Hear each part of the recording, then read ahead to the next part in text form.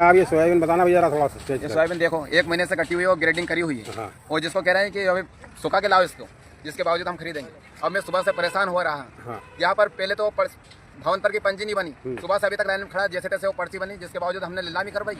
उसके बावजूद सेठ होने बता रहे हैं कि 12% सुखा के लाओ, 12% करो, 14% है। मतलब 12 ये परसेंटेज आ गया मामला। इनका परसेंटेज का मामला चल रहा है और हम किसान सुबह से अभी तक परेशान हो रहे, 1 महीने से सुखा रहे हैं और ग्रेडिंग करी हुई सोयाबीन है ये।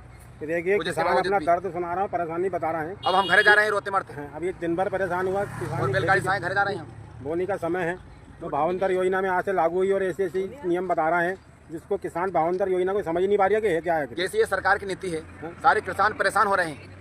सरकार को सरकार भाई आप कुछ कह रहे जाओगे भावंतर योजना आपके समझ में ही नहीं आई कुछ।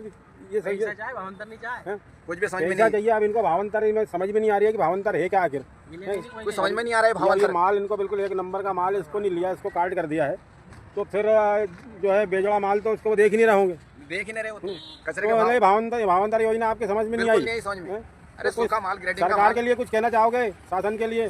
शासन के लिए हम यही कहना चाहेंगे सरकार को, हमें ये भावंतर योजना समझ में नहीं है। हाँ। और पहले 6,000-7,000 का भाव बिक गया हमारा सोयाबीन 4-5 साल पहले। हाँ। लेकिन अब एक सोयाबीन का भाव बढ़ना था, लेकिन गिरते स्तर पर चल रही है। और भावंतर में खरीद रहे थे, इतने परेशान कर रहे हैं किसानों को कि किसान बेहाल हो रहे हैं। अब हम वापस गाड़ी ले जा रहे हैं घर पर। देखिए आप ऐसी समस्या है हमारी। ये जानवर भूखे हुए हैं, सुबह से बेचारे भूखे प्यासे हैं और ये इनका दर्द सही कह रहा है कि ये योजना सरकार के लिए दिलाई है। ये भारतीय जनता पार्टी बिल्कुल नाकाम है, कृषि मंत्री में नाकाम है। इनको कोई किसानों का दर्द नहीं दिख रहे हैं, बस इनको अपना घर अपने कार्यकर्ता दिख रहे हैं। सही कह रहा है ना ये भाई साहब?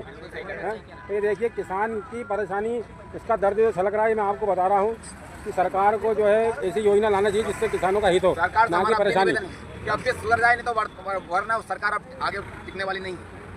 देखिए आप